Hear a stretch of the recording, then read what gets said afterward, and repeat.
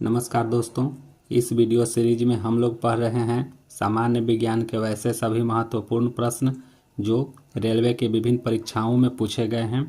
इस वीडियो में अगर आप नए हैं तो कृपया चैनल को ज़रूर से ज़रूर सब्सक्राइब कर लें तथा प्लेलिस्ट में जाकर विज्ञान के और भी कई प्रश्नों के वीडियो हैं उन्हें भी देखें। वीडियो अच्छा लगे लाइक करें, कमेंट करें और चैनल को ज़रूर से ज़रूर सब्सक्राइब करें। पहला प्रश्न है, सोने को तांबे के साथ मिश्रित किया जाता है। क्यों मिश्रित किया जाता है? तो सोने को कठोर बनाने के लिए। सही आंसर ऑप्शन सी, अर्थात सोने को तांबे के साथ सोने को कठोर बनाने के लिए मिश्रित किया जाता है। इसकी व्याख्या देखते हैं। शुद्ध सोना अथवा स्वर्ण एक मुलायम धातु है जिस कारण आभूषण बनाते समय इसमें चांदी या तांबा मिलाया जाता है जिससे वह कुछ कठोर बन जाता है। स्वर्ण एक्वा रेजिया में घुलनशील है। इसकी शुद्धता का मापन कैरेट में किया जाता है। शुद्ध सोना 24 कैरेट का होता है। स्वर्ण आभूषण प्रायः 22 कैरेट के होते हैं।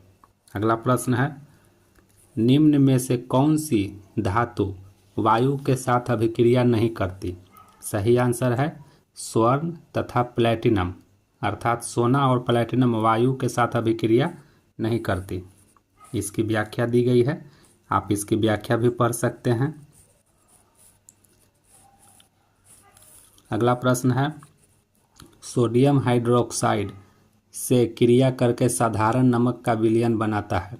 सही आंसर हाइड्रोक्लोरिक अम्ल, अर्थात सोडियम हाइड्रोक्साइड हाइड्रोक्लोरिक अम्ल के साथ अभिक्रिया करके साधारण नमक का विलयन बनाता है। इसकी व्याख्या देखें। सोडियम हाइड्रोक्साइड एक प्रबल क्षार है जिसकी प्रबल अम्ल हाइड्रोक्लोरिक अम्ल के क्रिया से प्रमुख उदासीकरण अभिक्रिया है। इस अभिक्रिया के परिणाम स्वरूप लवण, सोडियम क्लोराइड तथा जल का निर्माण होता है। अगला प्रश्न है, सोडियम धातु में रखी जाती है। सही आंसर है केरोसिन, अर्थात सोडियम धातु केरोसिन में रखी जाती है। इसकी व्याख्या देखते हैं। सोडियम एक तीव्र क्रियाशील धातु है जो जल यहाँ तक कि वायु में भी उपस्थित साधारण नमी से क्रिया करके जलने लगती है, अतः सोडियम को केरोसिन में रखा जाता है। अगला प्रश्न है, धातु में एक मुक्त इलेक्ट्रॉन के पथ का आकार होता है, कैसा होता है? सही आंसर है वक्र। इसकी व्याख्या देखते हैं। धातुओं में एक मुक्त इलेक्ट्रॉन का पथ वक्राकार होता है। अगला प्रश्न है, ऑक्सीजन की उपस्थिति में अयस्कों को गर्म करने की क्रिया को क्या कहा जाता है? सही आंसर भंजन।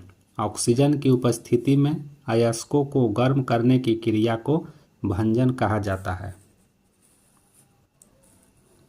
अगला प्रश्न है, निम्न में से कौन सी धातु ठंडे या गर्म पानी के साथ अभिक्रिया नहीं करती है? सही आंसर है जिंक। जिंक ठंडे या गर्म पानी के साथ अभिक्रिया नहीं करती है। इसकी व्याख्या देखते हैं। जिंक या जस्ता जल के किसी भी अवस्था से क्रिया नहीं करती, लेकिन जस्ते पर गर्म जल वाष्प प्रवाहित करने पर यह इससे क्रिया करके जिंक ऑक्साइड तथा हाइड्रोजन गैस उत्पन्न करता है। इसकी रासायनिक अभिक्रिया के समीकरण भी दिए गए हैं, आप इसे भी देख सकते हैं। अगला प्रश्न है, निम्नलिखित में से कौन सी धातु जल के साथ आसानी से अभिक्रिया कर सकती है?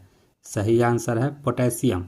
पोटेशियम जल के साथ काफ़ी आसानी से अभिक्रिया करती है। इसकी व्याख्या देखें। पोटेशियम धातु जल से आसानी से क्रिया कर सकती है। पोटेशियम ठंडे जल से ही क्रिया करके तीव्रता से पोटेशियम हाइड्रोक्साइड तथा हाइड्रोजन गैस उत्पन्न करता है। इस अभिक्रिया को निम्न रासायनिक समीकरण द्वारा व्यक्त करते हैं। आप इसके रासायनिक समीकरण भी दिए गए हैं, आप इसे भी देख सकते हैं। अगला प्रश्न है, निम्नलिखित में से एल्यूमिनियम का अयस्क है? सही आंसर बॉक्साइड। एल्युमिनियम का बॉक्साइड एक काफ़ी महत्वपूर्ण अयस्क है।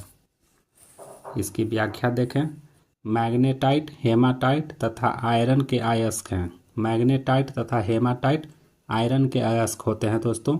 मैलेकाइट तांबा के अयस्क हैं, जबकि एल्युमिनियम का अयस्क बॉक्साइट है। अगला प्रश्न है, कौन सा धातु खनिज की श्रेणी से संबंधित नहीं है? सही आंसर है कोयला। कोयला खनिज की श्रेणी से संबंधित नहीं है। इसकी व्याख्या देखें। कोयला धात्विक खनिज की श्रेणी में नहीं आता है। कोयला सबसे प्रचुर मात्रा में पाया जाने वाला जीवाश्म ईंधन है। कोयले को दबी हुई धूप भी कहा जाता है। अगला प्रश्न है, निम्न में से कौन सा लेड का अयस्क है?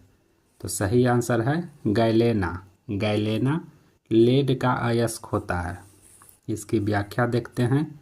गैलेना लेड का अयस्क है, जबकि लेमोनाइट लोहे का, पायरोलुसाइट मैग्नीज का और बॉक्साइट एल्युमिनियम का अयस्क है।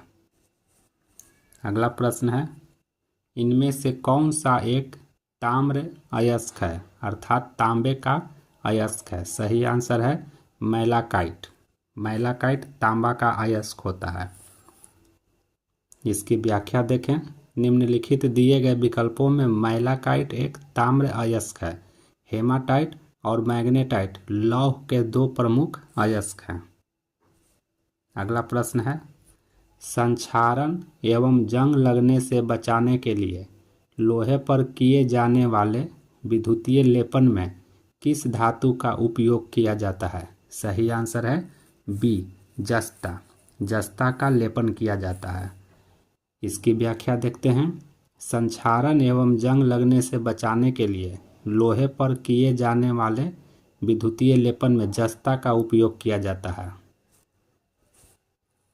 अगला प्रश्न है, इस्पात को कठोरीकृत करने के लिए किस रासायनिक तत्व की आवश्यकता होती है? सही आंसर है मैग्नीज। इस्पात को कठोर बनाने के लिए मैग्नीज की आवश्यकता होती है। इसकी व्याख्या देखते हैं। इस्पात को कठोरीकृत करने के लिए मैग्नीज तत्व की आवश्यकता होती है। मैग्नीज एक रासायनिक तत्व है जो संक्रमण धातु समूह का सदस्य है। मैग्नीज प्राकृतिक रूप से शुद्ध रूप में नहीं पाया जाता, बल्कि अन्य तत्वों के साथ बने यौगिक के रूप में प्राप्त होता है। चीन मैग्नीज का सबसे बड़ा उत्पादक, लगभग विश्व का 37% चीन में ही उत्पादन होता है। अगला प्रश्न है, निम्न में से कौन सा अलौह धात्विक खनिज नहीं है? तो सही आंसर हो जाएगा अबरख। अबरख अलौह धात्विक खनिज नहीं है। इसकी व्याख्या देखते हैं। अबरख अलौह धात्विक खनिज नहीं है। अबरख एक जटिल सिलिकेट यौगिक है। इसमें सोडियम, पोटेशियम और लिथियम जैसे क्षारीय पदार्थ मिश्रित होते हैं। आंध्र प्रदेश का नेल्लौर जिला अबरख के उत्पादन में भारत का अग्रणी राज्य है। अगला प्रश्न है, बॉक्साइट जो कि एक मिट्टी जैसा पदार्थ होता है में निम्नलिखित में कौन सा खनिज पदार्थ पाया जाता है? सही आंसर है एल्युमिनियम।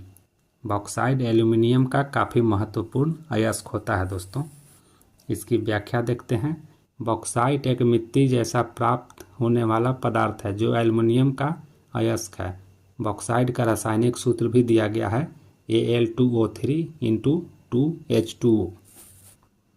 अगला प्रश्न है, संश्लेषित फाइबर आसानी से आग पकड़ लेते हैं, हालांकि फायरमैन की वर्दी को अग्निरोधी बनाने के लिए उस पर किस चीज़ की कोटिंग की जाती है? सही आंसर है मेलामाइन। मेलामाइन प्लास्टिक की कोटिंग की जाती है, जिससे उनके कपड़े आग नहीं पकड़ते हैं। अगला प्रश्न है, इसकी व्याख्या देखते हैं दोस्तों। संश्लेषित फाइबर आसानी से आग पकड़ लेते हैं, हालांकि फायरमैन की वर्दी को अग्निरोधी बनाने के लिए उस पर मेलामाइन प्लास्टिक की कोटिंग की जाती है। मेलामाइन आग का प्रतिरोधक है तथा इसमें अन्य प्लास्टिक की अपेक्षा ऊष्मा को सहन करने की अधिक क्षमता होती है। तो ये था हमारा आज का महत्वपूर्ण प्रश्न, जो रेलवे के विभिन्न परीक्षाओं में, जैसे ग्रुप डी की परीक्षाओं में पूछी गई थी। आप अगर रेलवे परीक्षा की तैयारी करते हैं तो कृपया इस चैनल को सब्सक्राइब कर लें, ताकि प्रतिदिन आने वाले वीडियो को आप देखें और अपनी तैयारी को मजबूत कर सकें। धन्यवाद।